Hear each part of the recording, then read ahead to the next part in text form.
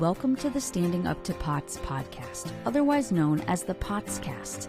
This podcast is dedicated to educating and empowering the community about postural orthostatic tachycardia syndrome, commonly referred to as POTS. This invisible illness impacts millions, and we are committed to explaining the basics, raising awareness, exploring the research, and empowering patients to not only survive but thrive. This is the Standing Up to POTS podcast. Hello, fellow POTS patients and most appreciated people who care about POTS patients. I'm Jill Brooke, your hyperadrenergic host, and today we are talking about some heavy but important topics, namely patients feeling like a burden and how that relates to chronic illness, gender, and even suicidal ideation. So this is a trigger warning that we'll be discussing, and if it would be better for you, don't hesitate to hit pause and skip on to the next episode. But if you do want to hear more about this topic, then our guest is Dr. Cathy Pederson, whom you know and love by now. She's our president and founder at Standing Up to POTS, who is also a neurobiology professor, POTS researcher, POTS parent, and author of a peer-reviewed study on this topic.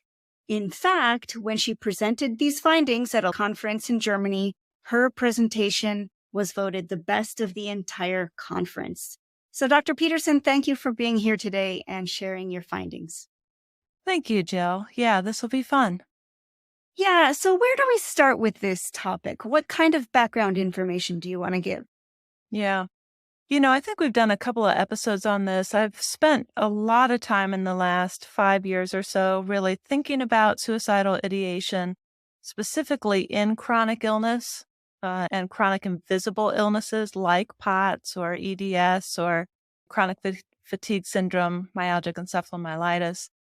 And it's a big problem in the community. And so in the POTS community, Jill and I actually found this sort of by accident, right, in our first paper together, where we were looking at quality of life issues. And I said, hey, I really just want to throw in a questionnaire asking about suicidal ideation. And let's just see what pops. And it turned out to be the big finding of that survey. And so it's an issue, depending on the study, about 50%, maybe up to 65% of people with POTS are at high risk for suicide. And I think the study that you and I did together, Jill, we saw that 15 to 18% of our participants had made an attempt. They had survived it because they answered the questionnaire, so we're happy about that. And then 13% said that they were likely to attempt suicide in the future. So while this is not something that's easy to talk about and think about, I think it's really important. And it's a big issue, particularly for our youngsters, our young people with POTS. And that's what started my interest a number of years ago. My daughter was a young teenager at that time.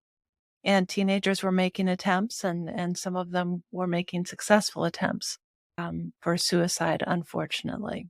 So that's a long way around to say this really is an important issue. And talking about suicide doesn't mean that people are going to make a plan or die by suicide. And I think it's really important just to know what to look for as family and friends.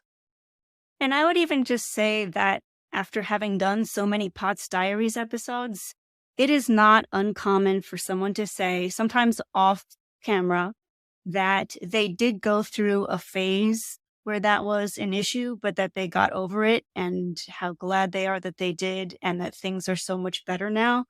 And so I just want to put out there that that's a really common theme that I keep hearing.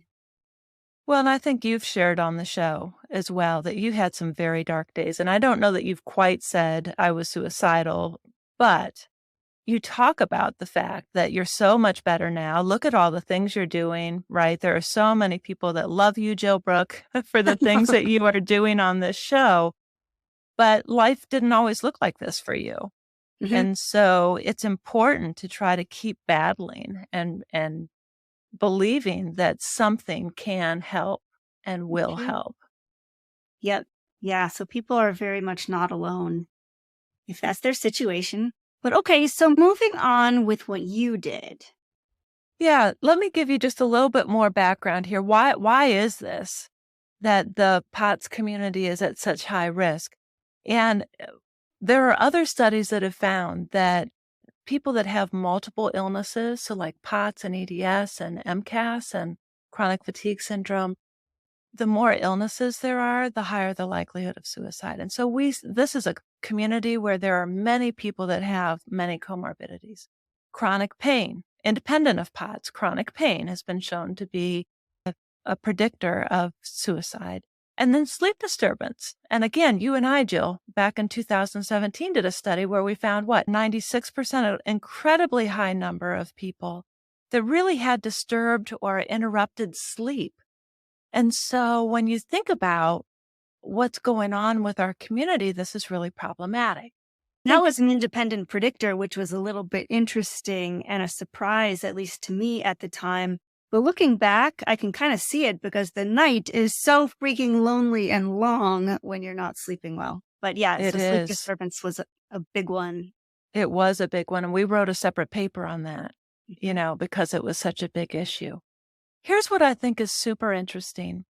And this is what I love to sort of hammer when I'm out talking. So I come and talk to you, Jill, but I go out and speak in other places as well. And a lot of people think that suicide and depression are linked. But when you look at people with POTS, only about 50% of them have a mental health diagnosis. So something like depression or anxiety, which is about the same as the general population. And there was a study a few years ago that found that even though people maybe half have depression or anxiety, it's mild to moderate depression. It's not that severe to extreme depression. So that's really interesting, right? It's not depression that seems to be important here. But when we looked, the suicidal ideation was in 65% of our participants. So people who are not depressed are thinking about suicide. And I think a lot of times what it is a life weariness. They're tired of living like this, in pain, with people telling them that it's all in their head and not seeing the hope of tomorrow, right?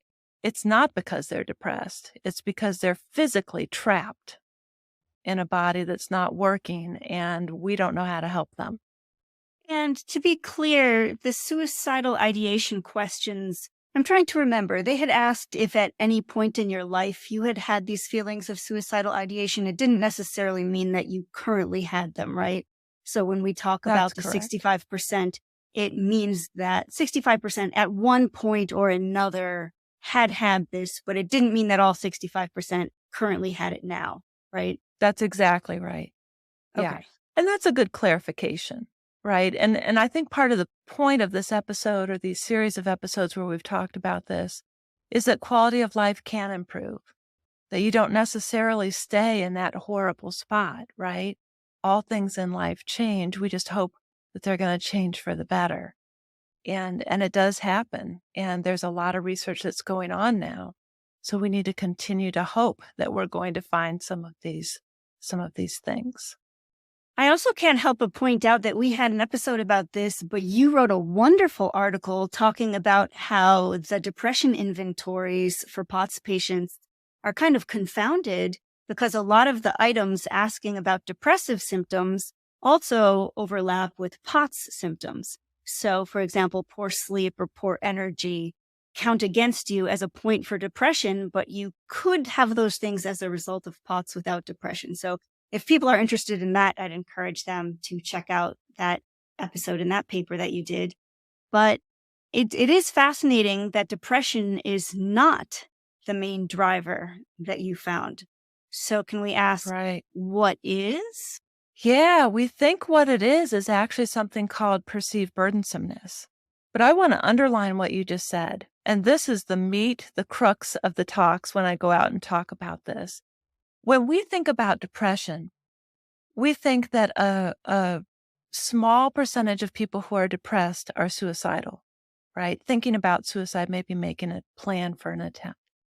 But when we think about the people that are suicidal, we think that 100% of them are depressed. And what I'm here to say is in this community, in the chronic invisible illness community, that's not true.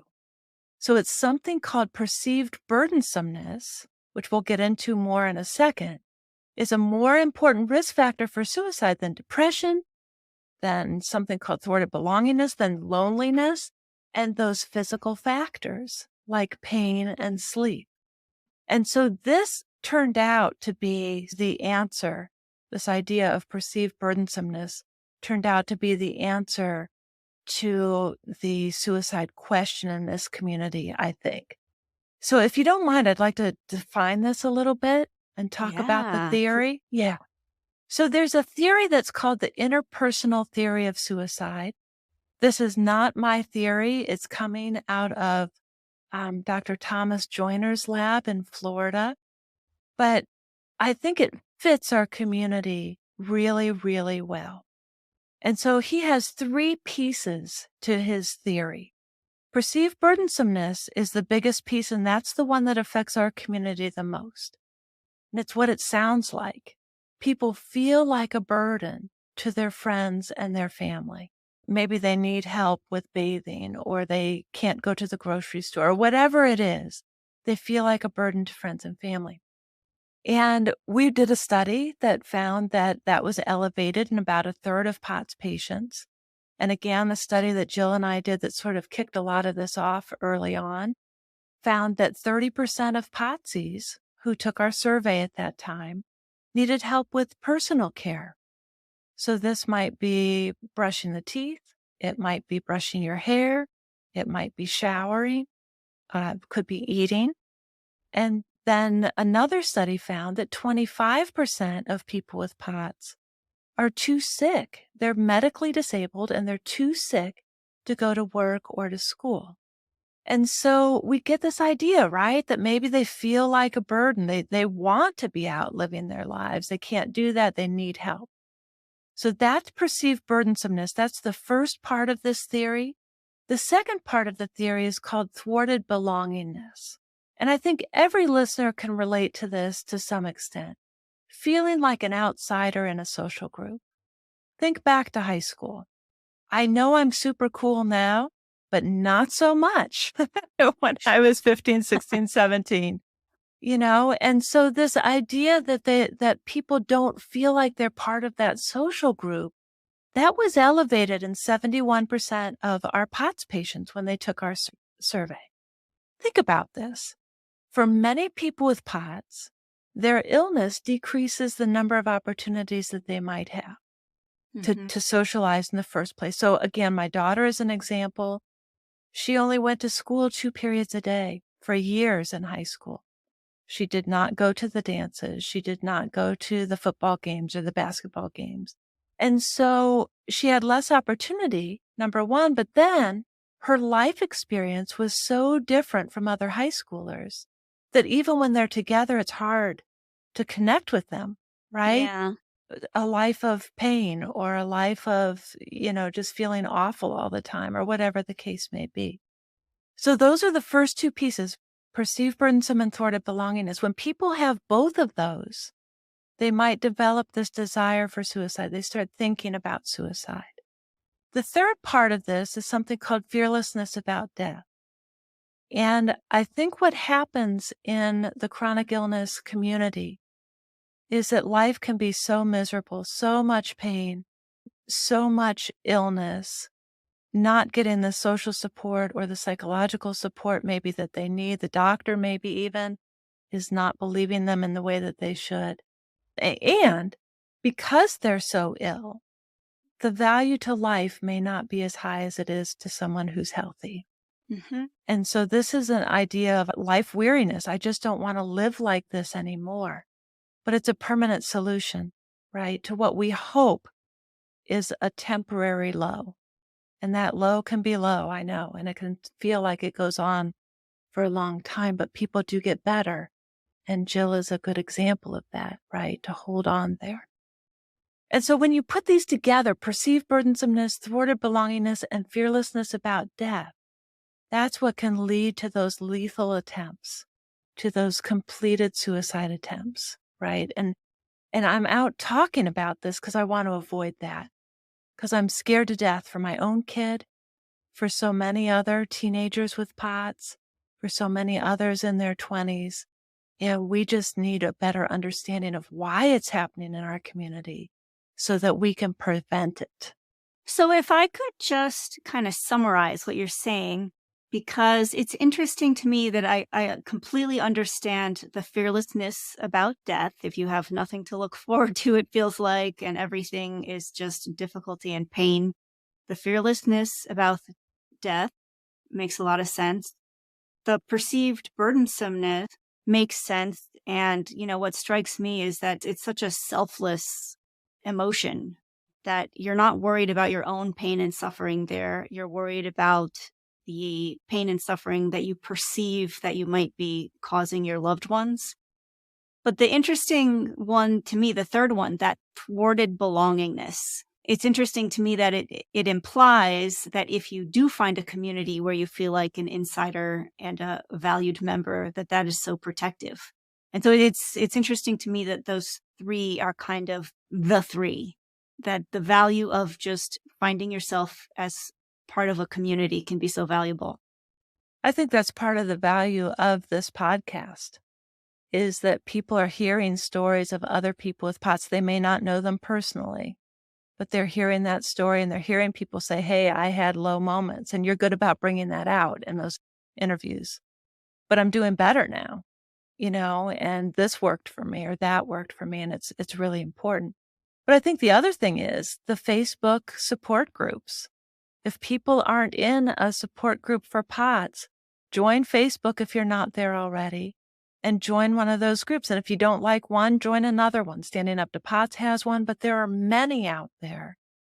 And those are a great place to learn about POTS and what's worked for other people, to ask your questions, but then as you progress in the illness, to give support to others who aren't as far on that journey. And it can be a wonderful community to really decrease that idea of thwarted belongingness, because those folks get it in a way that it's hard. And I don't have POTS. I'm a parent of a POTSy. And I talk about it as I live with one foot in the chronic illness community. I've watched the struggles, but it's hard for me to understand completely because I don't have the illness myself. So I think being with other people who absolutely get it is really important, even if it's virtually. And it sounds to me like it wouldn't necessarily even have to be a POTS community or a chronic illness community. It could be any community that you really feel part of. Is that what's implied? Absolutely. This could be church groups. This could be a friend group that you've had since childhood or college or whatever. Absolutely. It could be a strong family unit who is really there. So yeah, looking for those connections. Don't deprive yourself of those connections, I guess, is what I would say, just because you're ill. Yeah, that's so fascinating. And I guess just something that I have thought about in life as I aged, and this didn't dawn on me really until today, bringing it to this topic, but I was kind of, a geeky young person, didn't have a ton of friends, was not popular. And when I got to college, I kind of found a group that I really clicked with. And then later on, I felt like maybe I didn't have that again. So throughout my life, I've had very noticeable times when I felt like I had found my people, and very noticeable times where I lacked having found my people. And it wasn't until I was in my 40s that I realized how much better life is when you feel like you've found your people. And now I realize that this is so huge that it is, part 3 of a 3-part piece of the interpersonal theory of suicide. And so I almost feel like they should teach that, in school. One good goal in life is find your people, whatever community that might be, that's worth it to spend time and energy to go looking for that and finding it. And I know for me, it took a long time, but it's so worth it.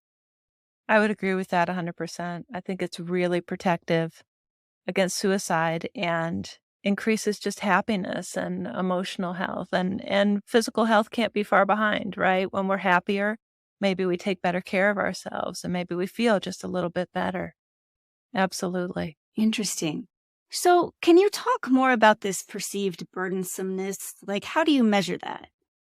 Yeah, there was a questionnaire that we used. It's called the Interpersonal Needs Questionnaire. It's really short and only takes a few minutes. So it was one of many surveys that we were giving folks during the study. And I ought to say this was a fairly large study. I think we had over 700 people in this study that had POTS. They had chronic fatigue syndrome. They had Ehlers-Danlos syndrome and mast cell activation syndrome.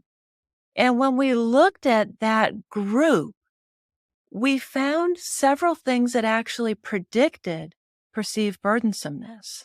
And remember what we said was perceived burdensomeness was the biggest indicator of suicidal thinking or action. And what we were sort of surprised by is that the largest predictor was actually male gender.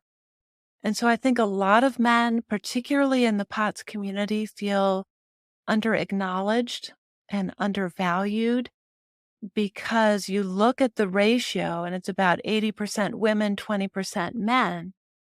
And so men often feel like POTS is a woman's problem. It's a woman's disease, right? Because of those numbers. And they may even hear that from friends and family or from medical professionals. And so male gender predicted that perceived burdensomeness, which again is linked to suicidal behavior. What we also saw was as people piled up the diagnoses, so as they had more total diagnoses, which often honestly means that they have increased illness. They've got a high symptom load as a result of that. Those two were also indicators or predictors of increased perceived burdensomeness. So what I thought was really, really interesting, though, is that we also found statistically that some things were protectors against perceived burdensomeness. And that's what I'm interested in a lot of ways, right? So one is increased age. The older people with POTS get, the less likely they are to feel like a burden. Maybe because they've found their people. Maybe they've got a nuclear family that's really taking care of them and doing it graciously. Maybe they've learned better coping skills over time. Whatever the reason, as people get older, they're less likely to report this perceived burdensomeness. Can I give a third reason why with age? Absolutely. One thing I've noticed is as you age, other people are collecting more diagnoses and more health issues also, which is horrible and so sad, but you feel less alone as the people around you start sharing that they're dealing with things also, and you realize, oh, having health issues is actually not rare anymore. Yeah, I think that's a great one. That as you get into your 40s and 50s and other people start to develop diabetes or they're developing heart disease or getting cancer, that you don't feel so different. And you can talk about your health woes in a different way. I think that's absolutely right. The other two protectors, I think everyone could probably guess. So psychological health, people that had good psychological health did not report perceived burdensomeness or high levels of it.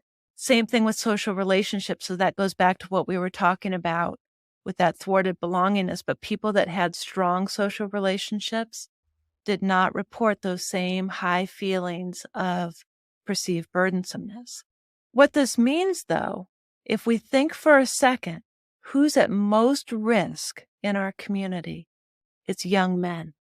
So teenage boys and those in their 20s are at the absolute highest risk for suicidal behavior of all people with POTS. And so we need to be really paying attention to that and not minimizing and finding a healthcare practitioner that's really going after some of these symptoms. I'd say young women as well. If you actually just look at what the statistics said, those young people, we've got to be really, really careful and validating for them. Yeah, absolutely. And so increased age, that's encouraging that's a protector because everybody's headed that direction. That is right. Social relationships, that's something we can all work on, trying to meet more people, make more connections. Psychological health, that one also is interesting to me because I guess we can all work on doing the things that we always hear about that can help. Things like being more grateful, eating our vegetables, getting more sunlight, things like that. Is that what we're talking about in terms of psychological health being protective? Yeah. And I think it's often tied to those social relationships, right? If you're being validated in your life, if you have people that believe you, if you are maybe in counseling, maybe not for depression, but to deal with all of the other things that are going on. It's like the ground shakes, there's this earthquake and you fall into this other world. And it takes a lot of coping skills to really deal with that. So it might be having a good counselor who really understands chronic illness and can help people through that. So being optimistic, looking for the bright side of things, all of those things can be helpful. Okay, so can we talk more about this gender difference and why that might be present? Absolutely. This is a really important finding, I think, that perceived burdensomeness, again, was higher in men than in women. And I think there are a number of reasons for this related to our idea, our social construct of masculinity. And there was a study, very interesting, looking at masculinity in men who were chronically ill. So they asked chronically ill men what their idea of masculinity was. And I think it's very similar to what many men would say. It was physical strength. It was being able to financially support your family. It was being invulnerable, that Superman sort of thing, right? That they can do it all. And then autonomy, being independent and able to, again, sort of do what it is that they need to do. If we think about POTS in men, most of these may be taken away. The illness itself means that you are vulnerable, right? And for many men, that physical strength wanes. And depending on stamina and what symptom load they have, being able to work may become a struggle. And so not being able to financially support that family. And then perhaps loss of independence. And so one thing that I would suggest is, as a society, we need to change the narrative on gender roles in the first place. So let's redefine what it means to be masculine. Maybe it's someone who's really loving and caring about the people in their life. And I would suggest that the more that we can move away from the man must be the breadwinner, sort of this caveman idea, the better it's going to be for men who develop a chronic illness like POTS. Because if you're not defining yourself, or society is not defining you or your masculinity based on your physical strength and your ability to make money, then you can focus on doing what you need to do to get better. You lose some of that blame game or that guilt for not being able to do the things that maybe you could do before. So what I'm hearing you say is that the men have an additional hit on top of what other POTS patients have, because, all genders will experience a lack of autonomy when they get a chronic illness. They'll become more vulnerable. They'll have financial challenges. They'll probably have their physical strength diminished somewhat if they have POTS. But I think what you're saying is that for a woman, even though all of those things really stink, it does not also diminish how they feel about their gender role, whereas men have all of those lousy situational things, plus it hits their masculinity. That's exactly right. So a woman who's sick is no less feminine, but a man who is sick might be perceived as less masculine. Mm. And that's not fair. That's not right. We need to change the way that we think about that and we talk about it. And again, I think just being aware that this is an issue. This perceived burdensomeness, the great thing about it is it's perceived. We can move the needle. We're talking about the way that people are feeling. It's easier to change perceived burdensomeness than it is to change depression. And that's what I love about the findings of this particular study. Excellent. Okay, well, let's move on to that. What can we do about it? Yeah, I think there are a number of things we can do. I think we've got a number of healthcare practitioners that are listening to the show now, and I would encourage them to screen for perceived burdensomeness during their visits. I know for my daughter, many times we get handed a tablet and you fill out all these questions, or sometimes it's still paper and pencil, but not very much anymore. Throw in something, a short questionnaire on perceived burdensomeness or on suicidal ideation. Now, a lot of practitioners don't want to do that. They're worried that they'll be liable. But the fact is that you need to have that conversation, get them to counseling. And again, it's often not depression. The depression scale is not going to help us here because most people with POTS are not depressed. And if they are, it's a mild or moderate case. It's not that severe to extreme case that would lead to suicide by itself. So I think that's one piece of it. I think another piece is to get folks with chronic illness into counseling. I think this is actually critically important. And again, it's redefining how we think of this. Counseling is not just for people who are depressed or anxious. And my own daughter is so nice about letting me share all sorts of things. But she was in counseling with a fabulous therapist for years. Not because she was depressed, because she never was. Not because she was anxious, because she never was. Not because she was suicidal, because she never was. But man, she was a middle schooler whose world had shifted. And she needed to learn new coping skills to deal with her new reality at school, at home. She's in college now, right? Starting to think about graduation and employment. But there are all these things that have to be navigated in chronic illness that just aren't a thing for those of us that are healthy. And to get more tools in the toolkit, I think is really important. And I'm a big believer in this. I saw how much this helped my own daughter, and I'm a big proponent of it for anyone who will listen. And I have to say, my kid did not want to go. I'm not a big briber in parental situations. But she was 10 or 11. She was, young. And I really thought we needed to do something. And so I said, if you go 3 times, I'll buy you a video game. That works with teenagers, right? And we were lucky. We found the right therapist the first time. But after that first session, she's like, you were right, Mom. I do need this. And I bought her the video game and she kept going. And it was wonderful for our family. So I would really encourage folks to shed that. We're not talking about mental illness. We're talking about coping skills. Mm-hmm. We're talking about living with a new reality. And that can change that perception of a burden, right? It's a perception. I think family can help. My daughter has been sick for more than 10 years and I am not perfect. My girls will tell you I am not perfect. I try hard to be a good mom for them, but I am not perfect. I do think, though, that family structure can decrease this perceived burdensomeness. Allow that child or spouse or parent to be independent and autonomous when they can. Maybe they're having a good day and they want to cook dinner. Let them do that. Don't fuss over them. Or if they're not very brain foggy that day, let them make those decisions, Let them have that autonomy when possible. And when assistance is required, try to do it gently. And again, I am not perfect.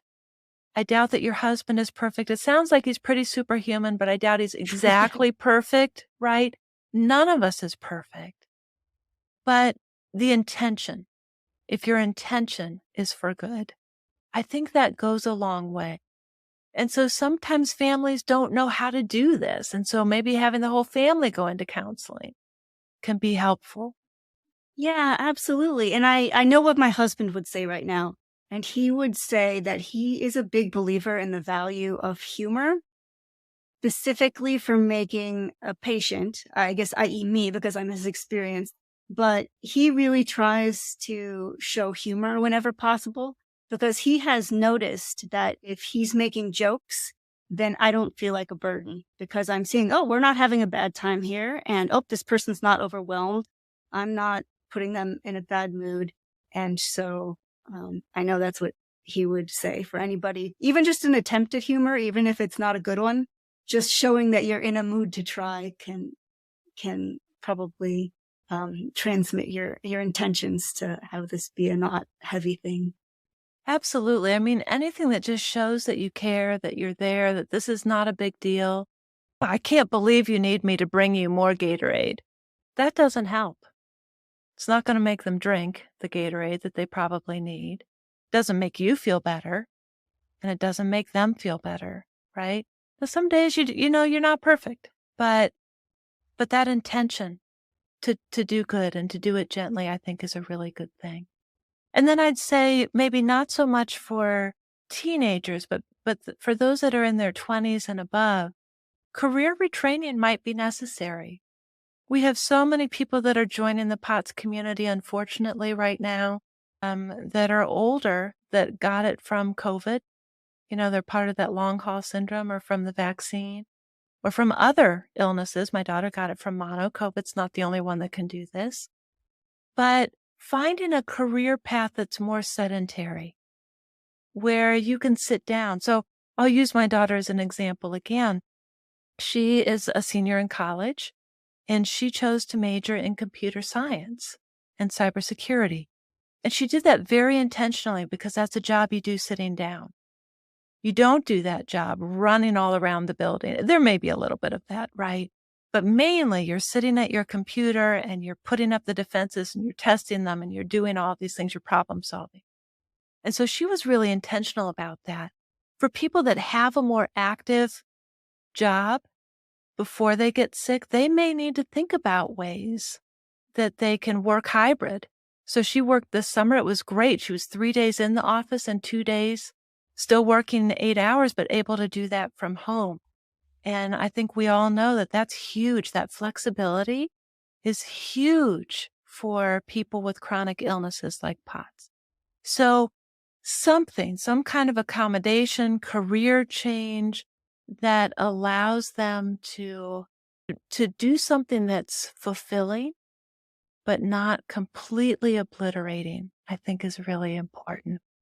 Yeah. What is that meme you see online, the ikigai, where you find what you're good at, what you love doing, and what the world needs?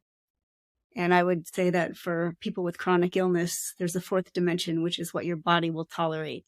And I think it's a lot of work to find those things. I think there's a lot of research to be done and then trial and error. And the error part of that is never fun.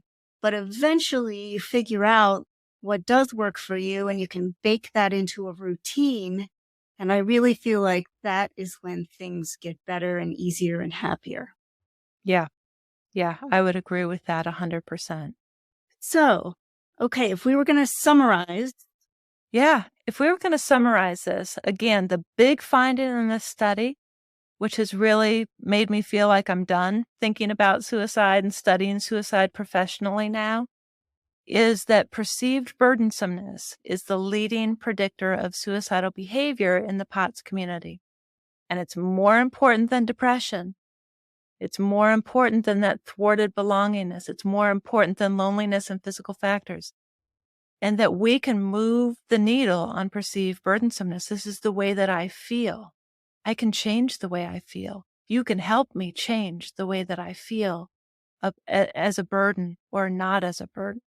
And so I think that's a very exciting finding. There's a lot that we can do individually to try to decrease that perceived burdensomeness. The second big finding, men are at higher risk for perceived burdensomeness than women. And it's not that women don't develop this. I'm not saying that, but for men, it's crushing. And it may go back to those gender constructs that we talked about, the idea of what a masculine man looks like. And we need to change that, right? We need to change that view. And then the third thing is, and I guess I said this just a second ago, but I'm going to say it again. This perceived burdensomeness is something we can move the needle on.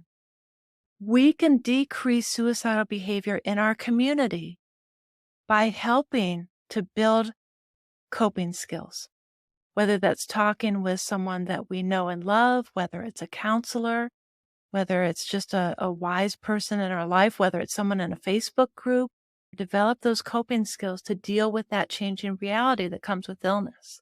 Taking a look at family life. How are you doing personally? Are you being as supportive as you can? Look at the entire family. Do we need some family therapy to change some of our behaviors, to help our loved one? We don't want them to die by suicide. This is a life and death thing that we're talking about. And then that idea of career retraining. If feeling like I can be independent and I can work and financially support myself and my family is important, that career retraining is a really important piece of that.